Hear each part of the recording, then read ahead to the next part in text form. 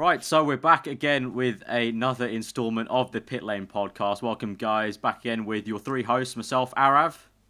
It's me, Callum. And me, Tom.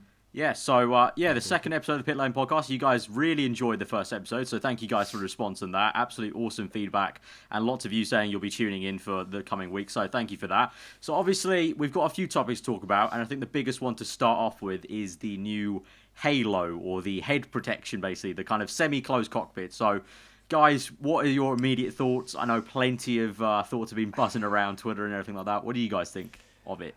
It's been a very controversial issue. I mean, Yeah. if you look at it, honestly, even the drivers are split. Yeah. The drivers who have complained have been very vocal about it. So it's been a very, very split thing to talk about, really. Personally, myself, I can't stand it. I really don't like it one bit.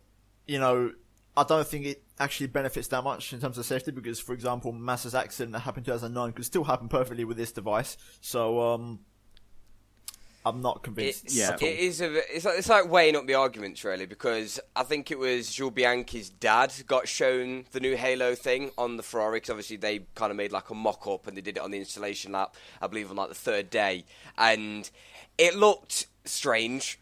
I think it was Hamilton and Hulkenberg said that they just completely disagree with it. Well, whereas Rosberg Hamilton tweeted out saying Hamilton disowned it on Instagram. He was like, ripped it apart. He might as well have just said, "What the fuck is this? What the flying fuck is this?" Well, but apparently he what was it? You know that FI meeting, the drivers. You know them pictures that were like leaked. Yeah. Apparently, when they asked, I think he said his reaction was literally, "We did this." yeah.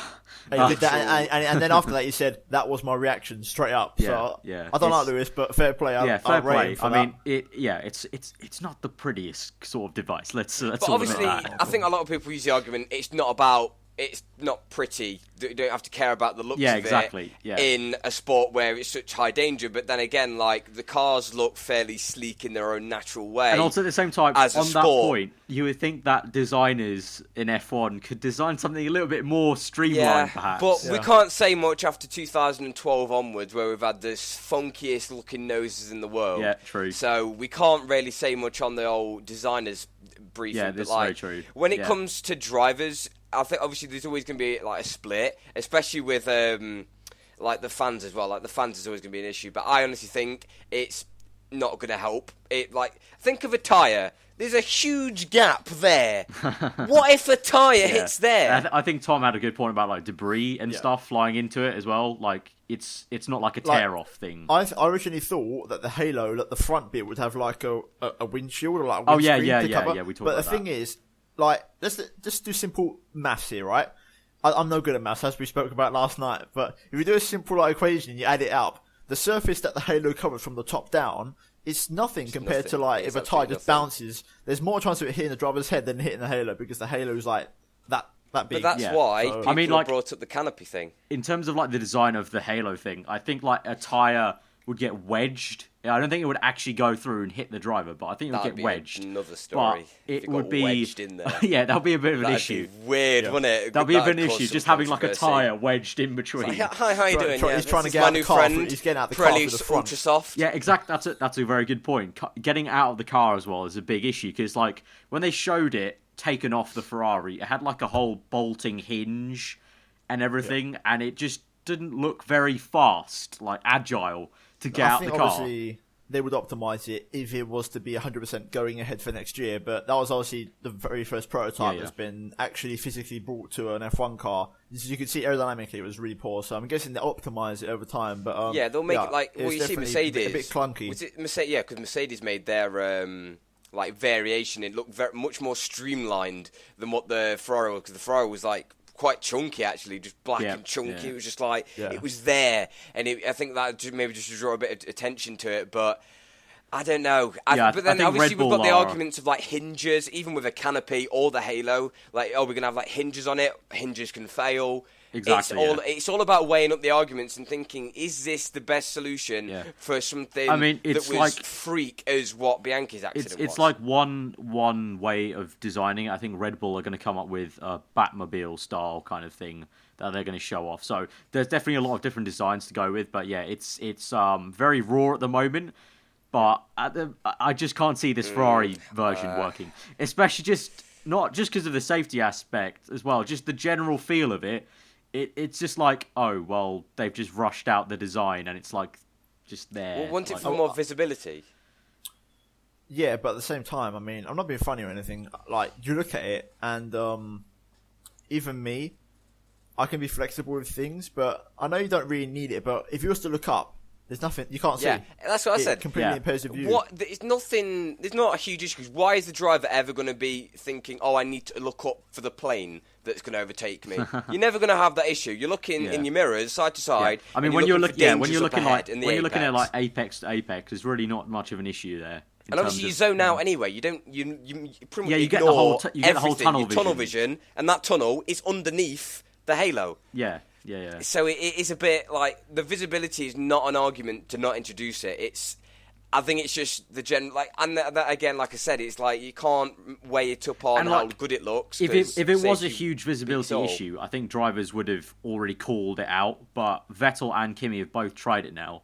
And Kimi said, well, Kimi being Kimi, he just said it was okay. Okay, I thought that was amazing. And Vettel, cheers, Kimi. And Vettel really didn't say anything about visibility. He actually just mentioned that, of course, it looks aesthetically bad, but it will be a very good thing to have. So he didn't even mention visibility. So I'm guessing it was no issue for him. So in that sense, maybe that's not really an argument. I think for me, at least personally, it's more just I feel like it just needs to blend in more with the car lines. Yeah. If you know what I mean? Like, it sort of just sticks out and just is there. But I think that might have been because Ferrari literally bolted it onto the car. I think... Yeah, true. They didn't really optimise it very well. It looked freaking just so weird from the T-Cam that FI released. Oh, my God. Yeah, I'm not looking forward to onboard views. They're going to have to remake. I don't think you've seen the picture yet, Callum, but Tom and I briefly saw it when I came in. We're basically going to go back. You know, like back in the 80s where the camera was mounted up on the side? Yeah, but further back sort of thing. It's going to be something like that. I think like what they kind of got now, aren't they? Yeah, T-Cam might die out if it's there. Because it really doesn't work. It blocks everything off. No, it can't. And also the thing, it blocks the actual vision of the driver. It's like, obviously... You're not supposed. Obviously, it's not a huge factor looking at the driver, but obviously with like certain sponsors on the helmet, showing off like the helmet throughout the season. Well, obviously, this being F1, they wasted no time to put some sponsors on the actual thing. Yeah, itself. I love that. They just slapped Claro on it, and they put Hublot on the side. I think it was. Yeah, albeit ugly as anything. Like even that Claro on the front was just they like molded it on. Just no. Yeah. But like overall, I think it's been a bit of a. The first test, there was nothing there, but ever since the Halo has been introduced by Ferrari in the second test, a lot of the debate has been caused by the drivers because obviously they've been speaking out about two concepts in particular. Obviously, one of them was the Halo, and the second one is the qualifying rules for the new season. Yeah. Overall, the rules, in principle, they've agreed to making Q1 and Q2 in qualifying exactly the same as it. Oh, sorry, I'm saying that wrong. It's going to be Q1 and Q2 are going to be new. So it's a new predicted format, which I can't actually read off the top of my head because it's so confusing to actually explain. It's like the elimination round, basically. Yeah, the elimination round. That's if you missed it, you can check it out in the last podcast. We talked about it right at the start. But yeah, go on, Tom. And Q3, they've agreed to keep that the same as it is now, which I think is a good thing because even though originally I like the idea of two cars shooting it out at the end with the elimination system, I still think Q3 is nice if they just have... Well, there's nothing like majorly wrong with Q3. There was nothing majorly wrong with it anyway. But as a whole, there wasn't much wrong with it, like a Q1 and Q2, and that's also what the drivers have been kind of... It's all about changing it up, like we mentioned. I think Vettel... Before we go over stuff, I think literally before we started recording, I think Vettel... there was an article about what Vettel said about it. He's just come out and said that he thinks there's no certain leadership behind F1, and that's very true at the moment. It just looks like they're all arguing against each other. It's all a mess. Yeah, and he just says that it doesn't need change. That's the wrong thing that needs changing, and that at some point we need to kind of, well, at least to him, it's like we need to keep this a sport, not a show.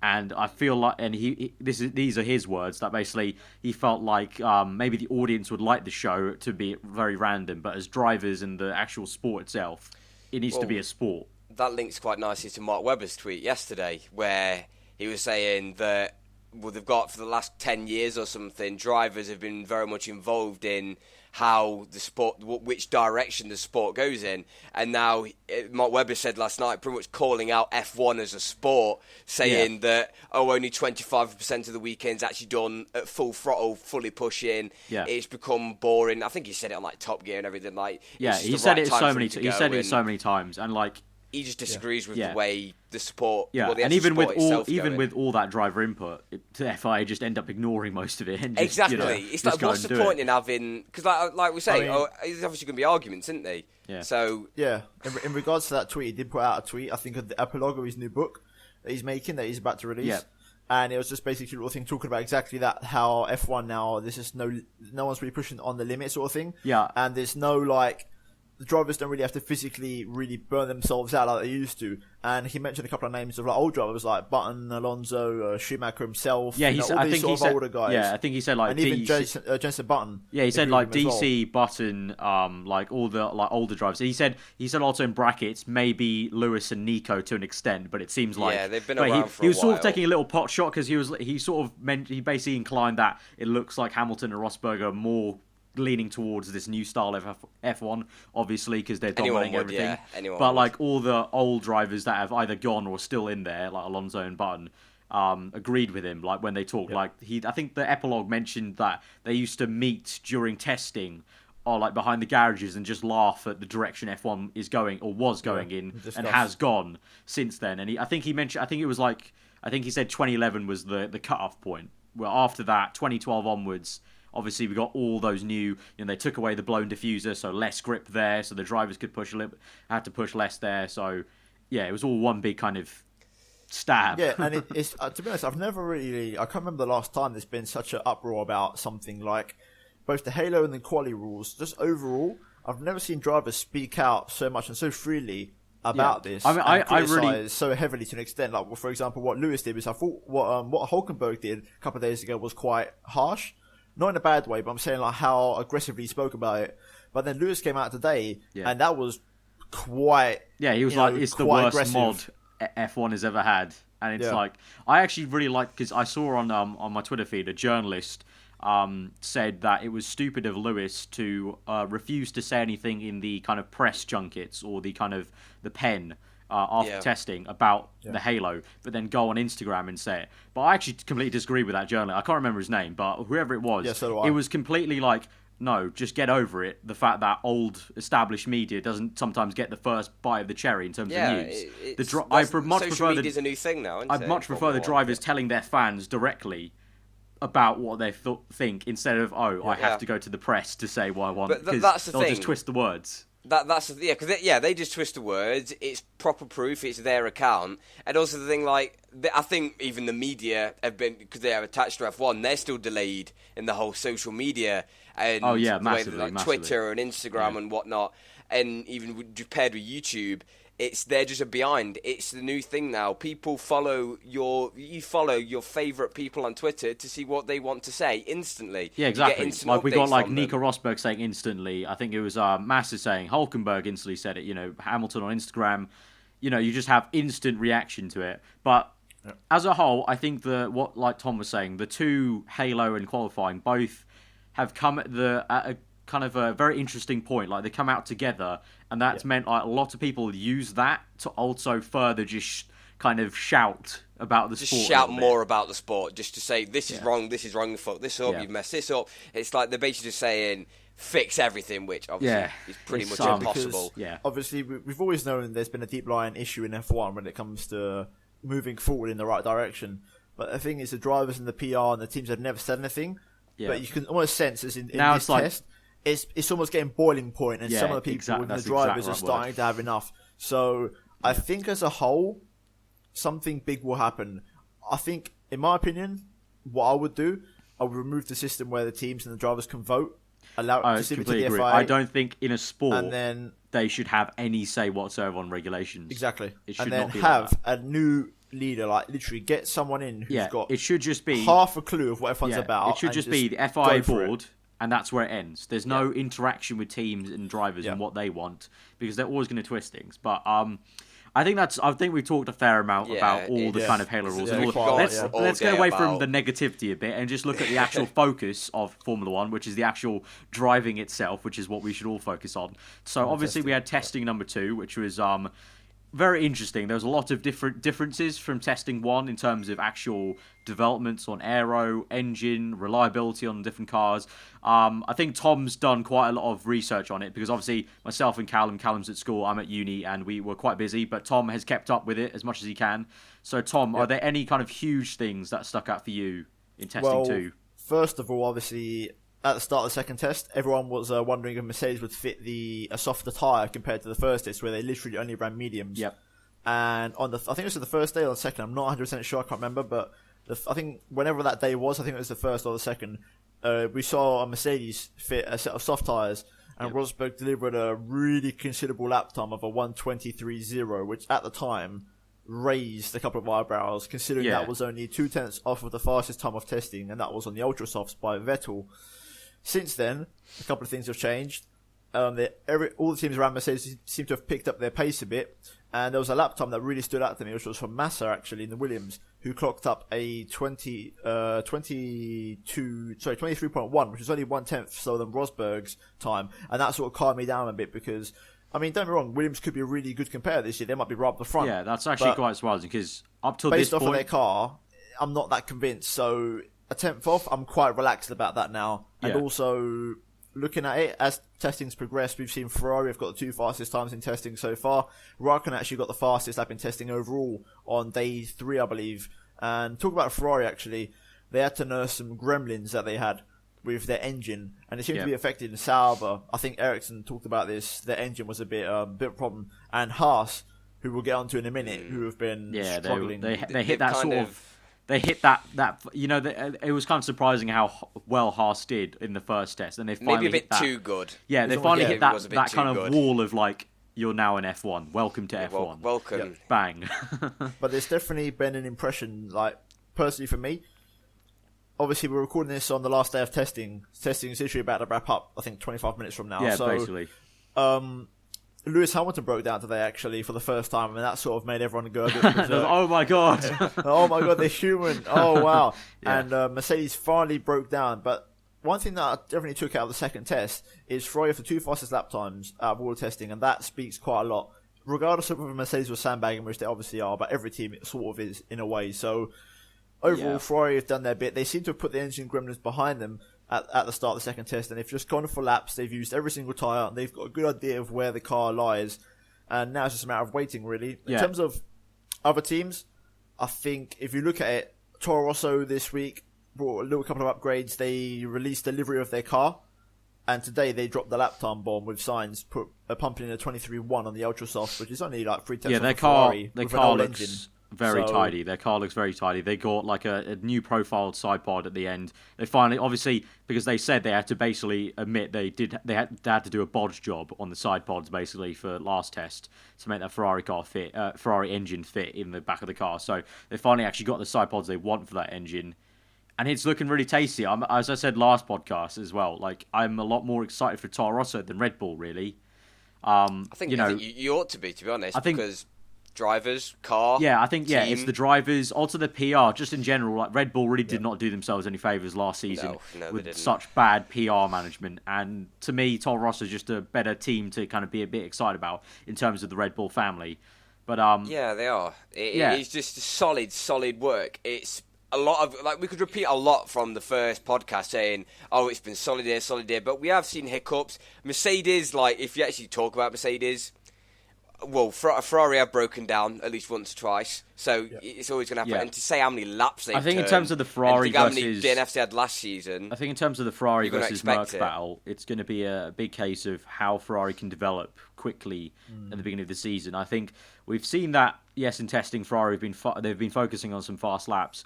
We obviously won't see what happens until it's all laid down Q3 in we've got to wait Australia, until Q3 really, which is going to be very, very exciting to see. But I think that a lot of it is going to be down to that development race in Ferrari's new philosophy of their car. Yeah, that it's that balancing act at Ferrari. But I think until we do get to Australia, it's going to be a lot of question marks. There's going to be a question marks over everything.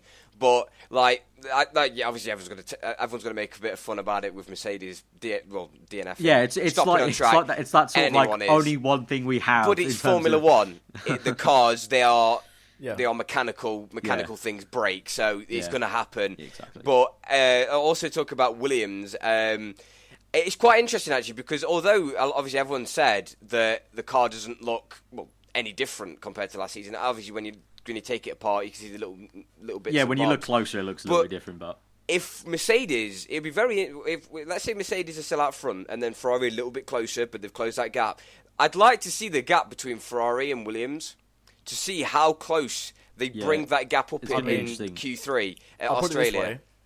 Toro Rosso and Franz Tost suggested that they want podiums this year. So they are expecting to beat Based off of what I've seen, they could be right. I think they'll be easily faster than Red Bull. Even though I say that, if you compare Red Bull and Renault, even though Red Bull technically have a Renault engine still, whatever Tag Heuer have done with their engine, they're not breaking down as much as Renault have. Renault have had issues during testing. Like even though they've managed to get the laps in, like I remember the other day, I think Magnussen did 115 odd laps. But even still, he broke down 3 times on the day. Red Bull, I think, have they broke down at all? I don't think they have. I honestly haven't heard of them breaking down. I can't remember anything. I think this major. is important to clarify. I think someone tried to clarify for us in the last podcast. Someone was saying that we were wrong on the Tag Heuer thing. It is actually a technical partnership. It's not just a sponsorship. Tag Heuer aren't doing anything to the actual engine performance, but they are helping Red Bull in diagnostics. And diagnostics is a big part of the reliability sector. Looking at the actual data, seeing the actual margins where the engine can run. And I think that's helping them quite a lot, actually, to get an outside perspective. Because obviously Renault will want to be like, oh, there's nothing wrong with our engine. Don't worry, we'll fix it for you. Whereas Tag Heuer can be like, there's your problem. Don't rev the engine to this point. Or don't do this engine mapping. So I think it's definitely helping them in that sense. But moving on to McLaren, which I thought was quite interesting. Obviously, they come out and said that they've actually not got a full 2016 engine spec yet for this test, and that the full spec will only be delivered at the Australian Grand Prix, and that they've brought in a few parts for testing 2. Testing 1, they pretty much had like a base level engine, if you will. They brought a few new parts for this second test, but Eric Boullier citing the fact that the manufacturing was quite slow. So they'll only get the fully spec'd out 2016 engine until the Australian Grand Prix, which is quite interesting because, of course, they have broken down as well. They've had a few issues here and there, but as a whole, they've done so many more laps than they did last season. Issues, I think they've been pretty much easily pumping 100 a day. Yeah. I mean, obviously, Arif, this is your team, so you know more than me on this, but I think I read today that some of the parts and some of the engine parts failed to get homologated in time. They've had it. Test, so they basically just moved it on. Yeah, they basically just the manufacturing process was slower than they anticipated, basically. So they just physically couldn't bring it. That they weren't allowed to. I suppose you'd rather them do it slowly, get it right, rather than bringing this is very true. This is very true to Australia or whatever, and finding themselves breaking down all the time, which was quite a frequent occurrence. Yeah, exactly. Last season. And like getting away from the engine, like in terms of like aero and stuff like that, it's also quite promising to see them bring new stuff. So they're not only improving the engine, but also improving the aero. The new front wing and also new diffuser detailing. But on the same topic of aero as well, Mercedes, they might be very comfortable, but they're also still pushing very hard, just as much, if not even like that little bit more than Ferraris in some places in terms of their aero, because of course we saw last test they had all those new kind of dagger side pods and floors, but now they've got like some new vanes on the side pods. They've actually started to play around with like this weird kind of odd tape that they put on the rear wing, which is serrated. I saw that. I haven't seen this yet. What's this? Yeah, I saw that. It's basically it's like a clear tape, and it's serrated, and they've been sticking it on their rear wing to try and just subtly play with the airflow. It's very, very kind of that's how like close they are to the max performance. That they have to play around with the tape. They're basically scraping the bottom of the barrel for extra aero points, basically. Yeah, which is also good for Ferrari's sake because it means they're sort of getting to the end of the light in their tunnel for development. And Ferrari, of course, switching to the new philosophy. Are very much they've got lots of things to kind of develop on. Yeah, I mean, obviously the genius that is James Allison surely will have a couple of things lined up along with the rest of the team, which looks very impressive this year. But just quickly go back on McLaren. Obviously, I didn't want to interrupt, but I think McLaren this year is very much a case of what Ron Dennis promised last year, which was try and get the engine reliable, and then the performance will come. So far, it looks like exactly. they've got the reliability pretty much sorted. So now it's the question of if they can find that deficit of performance, because I think obviously even now in the second test, even though like you said they haven't got the updated full spec 2016 engine, they're still down in straight line speed compared to some of the other teams. So they've still got to find a bit of time there. But they've just got faster. That's what. Moving on to something that I've mentioned before when I was talking about Ferrari, Haas. They have hit problems big time this test. Yeah, many problems. Big time. Many problems. Many problems have occurred. Yeah, I think they've, as we said before, like they've hit that kind of welcome to F1 moment, because Gene Haas even said like now he's admitted that we underestimated how actually tough and technical F1 is going to be. Like, which is surprising to me because I would have thought he would have known that already to some extent. Yeah, but I guess maybe don't think you don't get the experience until you've done it. I guess he underestimated maybe how many problems they could run into. Yeah, compared to can this be a problem? Yeah, compared to a NASCAR car in terms of how many other things they could run into on an F1 car that could fail. Like you just got obviously the big difference between NASCAR and F1 is sensors. Just you can even have like telemetry. Oh yeah, of course, yeah. Which is like it's even the basic stuff like that. So him coming into Formula One is going to be exactly. I mean, it's going to be a learning curve. But it's actually quite ironic because Haas literally just tweet out saying with 15 minutes left they've only done 20 laps today. Yeah. It's not good enough not if you that's last day of testing and you're only managing 20 laps. Apparently, they've got quite a considerable upgrade for Australia. Apparently, I mean, put it this way, let's not lose sight though. For an entry level car, Haas are very impressive. I think if they can keep their car reliable going into Melbourne, they'll be easily like low midfield / like proper central midfield scrap. And talking about them sort of areas, Manor this test. They've also had a couple of faults with their car, especially with Haryanto. Yeah, they've got one fault. Who had a couple of drivers. had a couple of crashes. But whenever Verline's been in the car, they've looked very promising. And I just wrote down the fastest that Manor have managed to deliver across all of testing. Obviously, the last test is still not finished. Yeah, there's still 15 minutes to go.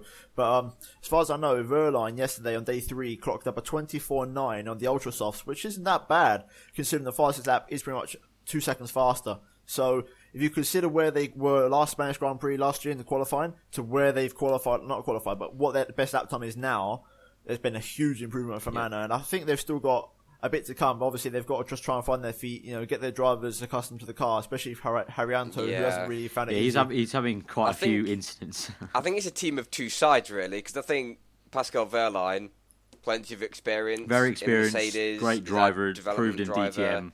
He's proved himself. And you've got Haryanto, he deserves that seat. Yeah. Then obviously there was a big commotion on Twitter about pay drivers and Rio Haryanto. I mean, the thing is, though, even though he is a paid driver technically, he does have experience in GP2. Yeah, that is a good point. And like he wasn't of course he wasn't like one of those standout people in GP2, but. You heard his name every single GP2 weekend, like getting into some battles. I think all of us had heard of Rio Haryanto before he jumped into that Manor team, but he needs to learn that.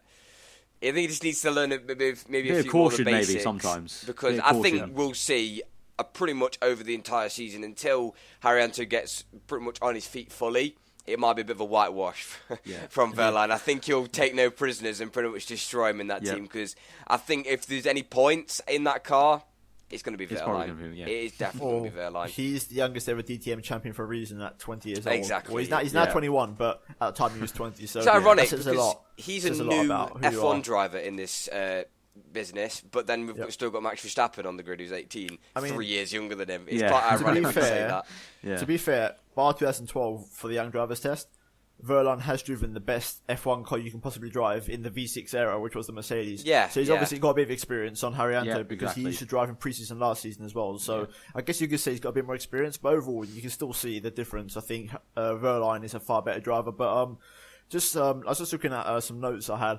Another team, Force India, even though they haven't done major things on their car, they look a very competitive package, and I think like their best lap is a 23.1, I think it was, or something along them lines from Hulkenberg on the Ultra Soft. So they're not far off the pace either. They've looked very impressive. I think in the first test, obviously, we spoke about how good they looked, even though back then they were driving with Alfonso Celis Jr., I think it was, who's their development driver. Development driver. But this test, they've solely stuck to Hulkenberg and Perez, I believe. and their lap times have all been very impressive. Like today on the final day of testing, Perez's best lap is a 23.7, I think it is, on the softs or super softs. I'm not sure. I mean, even though like they've obviously their car hasn't changed too much, and they've admitted that they're saving resources for next year, they're obviously confident in themselves, and they're obviously proving that in terms of their performance. And like I think it was Bob Fernley had an interview. I think he was on one of Ted's notebooks, and he was talking to Ted just about how they felt about testing and everything, and he seemed very upbeat. So it's not like they're not somewhere they want to be. Like, you know, they're very much confident with how well their car's going to go, and obviously they'll have I'm guessing they'll have some upgrades coming to Australia, and then obviously every team does go into the European season, so it's a real solid base for them. The thing is it's like Toro Rosso as well. Toro Rosso and Force India are basically just developing last season's car, because obviously it was a good car. Yeah, but like we talked about Toro Rosso earlier, they was getting, like, I think they got 5th place a couple of times. They've always been in the solid low points. Yeah. And Force India again, obviously they got podiums last season. Yep. When the front 4 or 6 or whatever, whoever you want to class as the top runners, they picked up points all the time. So they've only obviously with the whole B-spec car, when they introduced that's technically only 6 months old. So they're still developing that car. Yeah. It's still not a full car, because obviously Mercedes, you could use it for example. They developed their car, took it through the entirety of 2015, then kind of put that on pause and developed a new car alongside that. But it's very interesting. I think it's all about the development race now, because we can sit here happily say, Force India, Toro Rosso will get podiums, and Manor will be up there, also, and like Sauber could get there. Anything we talk about right now, we won't know anything concrete really until we go practice one, FP1. Friday morning at 3 a.m. our time, UK, and see what's what. And then also in qualifying, low fuel. I'm really excited for that. It's going to be awesome. I think we all always, like every single season. It doesn't matter how the end of last season ends or previous seasons have been. Every single time, Australia FP1 is always a massive buzz in terms of how everyone will do. The development battle starts now. Yeah, everyone's got their baseline. Like testing is pretty much going to end as we're recording this in 8 minutes' time. As soon as that stopwatch ends, it's basically back to the drawing board for everyone. Get a new car. Time for you to get in pencil in the last few parts that you're going to bring to Australia. I mean, talking about development race, like just a couple of notes I've got here as well. Earlier on in the second test, Williams failed their crash test with their new nose, which is meant to come out Australia. So they've got a little bit of working against the clock to do in time for the first race of the season. And also, we haven't talked about it yet, but talking about development, Sauber brought their new car. Finally brought a new car. Earlier on, we almost forgot to mention that, but not any major visible changes. They've gone aggressive in some areas of the car, which they promised, but overall, even the livery stayed pretty much the same. So I think Sauber is very much a case of financially they're struggling quite a fair bit, and they're just sandbagging for next year. Yeah, even if the car is good for Australia, we saw last season, development battle, they drop. They just don't have the money to keep up with it. They don't have the money to keep up with it. But they had a few nice details on the rear end of the car. And they also push their airbox is quite weird. Like on the overhang of the airbox where the kind of pylons come down to the main body, they've pushed that back quite a lot, try to save a bit of space. So that's quite interesting to see how they've actually put the Ferrari engine together to push it that far back. But in terms of everything else, I think they've tightened up the bodywork a little bit at the rear. But apart from that, it is very much, again, like Force India, like Toro Rosso, like last year's car. But of course, unfortunately for Sauber, their car didn't end up very quick at the end of last season. So it's like we said in the last podcast, like Tom sort of predicted in the last podcast, and I agree with his prediction that they'll probably be near the end, or if not at the end. Well, should we set a prediction now of who really are going to be the backmarkers? Because from the first test, I don't think Manor are the backmarkers. I don't think they are. I don't know. It's odd. In a way, there's 4 teams basically. In a way, I don't think there's like back markers as such. Someone put this in the comments. It's just the back of the grid now. It's just the back of the grid. Yeah. But there's the back of the grid, and Manor were there. But now it's like they've closed. There was the huge gap, and that was the thing. That's why we call them back markers. But there's no huge. The gap's definitely closed. The last time we had back markers, we didn't have back markers in Formula 1 was actually 2009, when I think the weakest team back then you could say was Force India. But even they cropped up with. Well, that's the thing that had about 4 teams, because it was like a mixture of Toro. No, it was a mixture of like Toro Rosso. I think it was like Force India. I think the Toyotas and the BMW Sabres and even McLaren, that was the back. Yeah. So this is kind of what we've got now, because this season we've got Haas, we've got Renault, we've got Sauber, and we've got Manor. They are probably the 4 backmarker teams. If I am going to make a prediction, I'm going to stick with Sauber. I think they're going to struggle a little bit. I mean, don't get me wrong, they've got an updated 2016 engine in the car. They've stuck with the late season updated stubby nose, but the rest of the car just isn't that impressive compared to like other teams. I mean, even Manor, I think, smoke them in some areas of the car. But I think if I was to make a prediction of some of the cars who would be at the back, I think Renault could be right at the back if they don't watch out. I think they could be struggling. They might hit him out of nowhere once people crank up their engines for the first race. Yeah, I think that's a big point. Renault can deceivingly look quite good in testing right now with the laps they've done.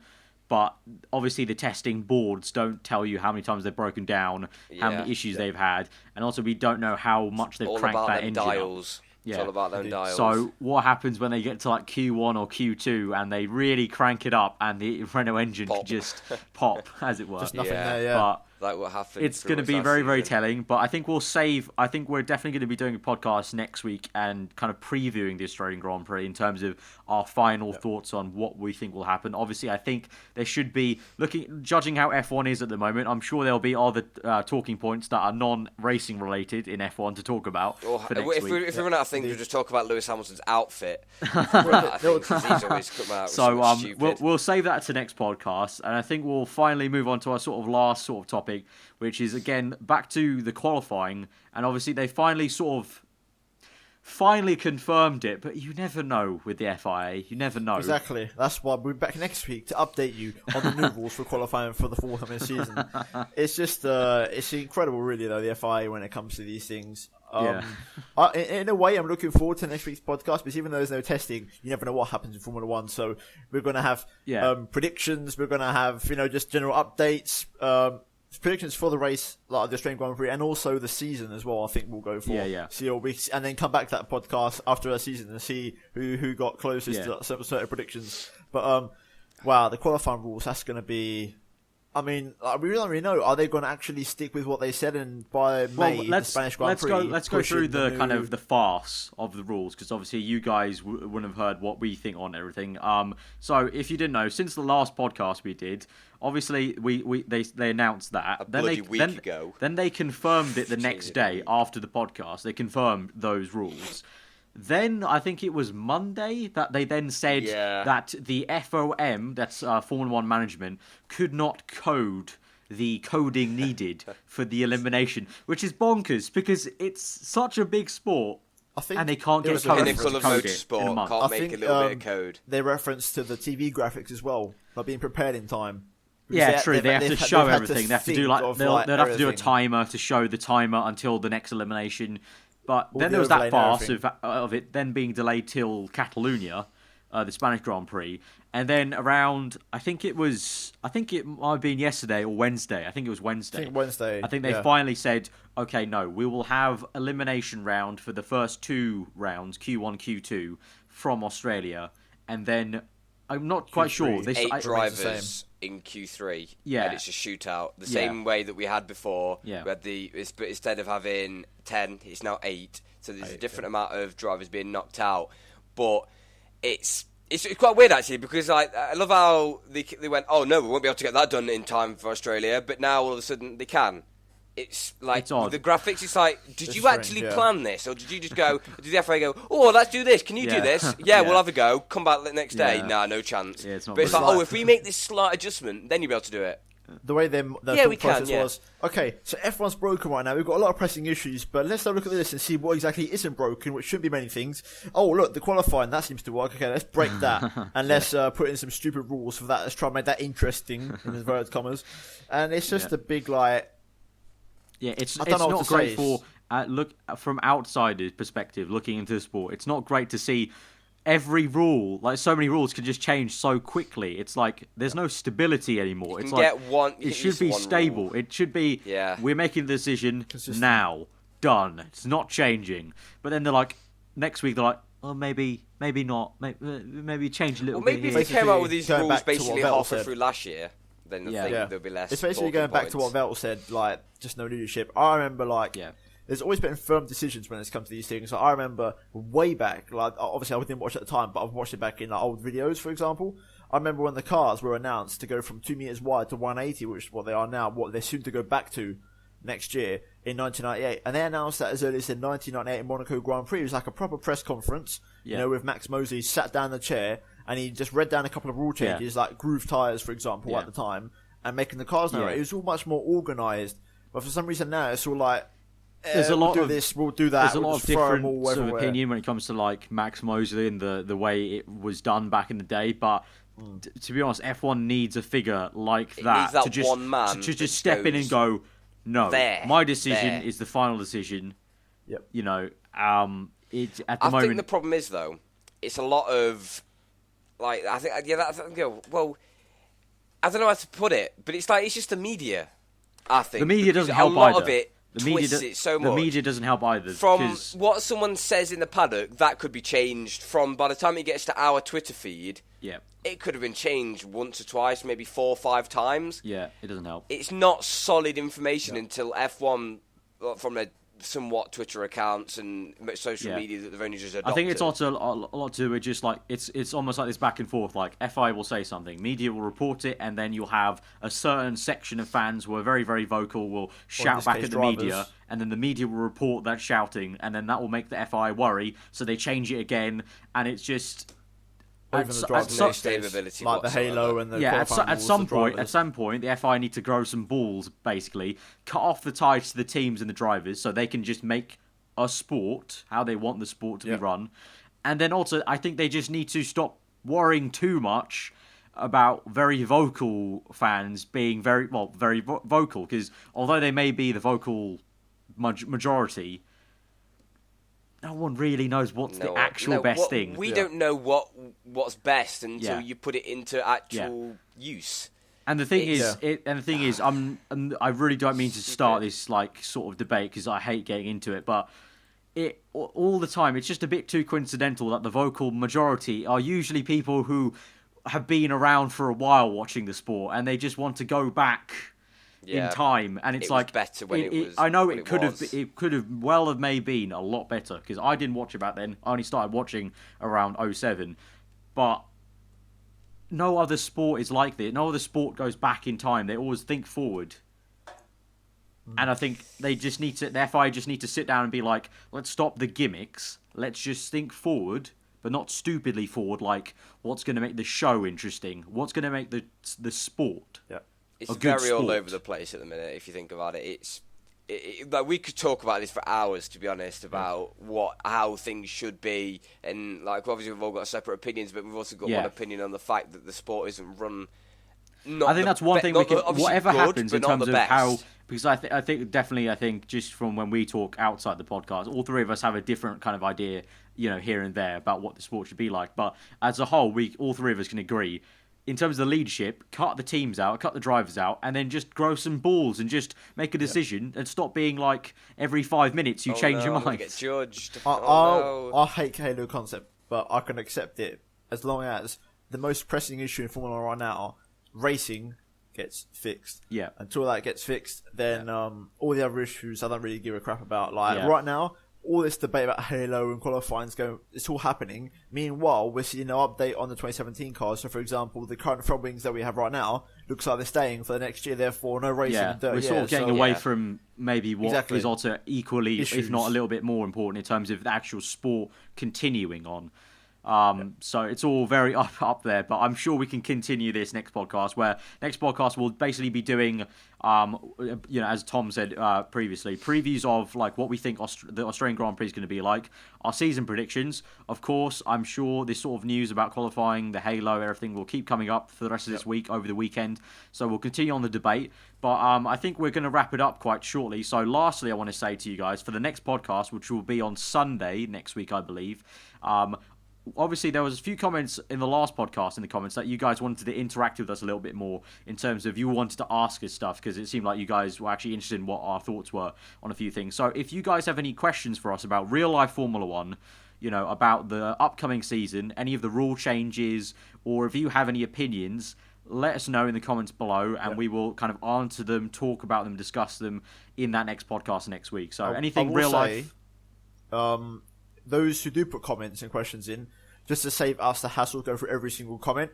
If there's questions that you see basically asking the same thing that you think, like the comment. So then the most liked comments will probably get answered. So it saves us a lot of time. So or any questions that you like. Well.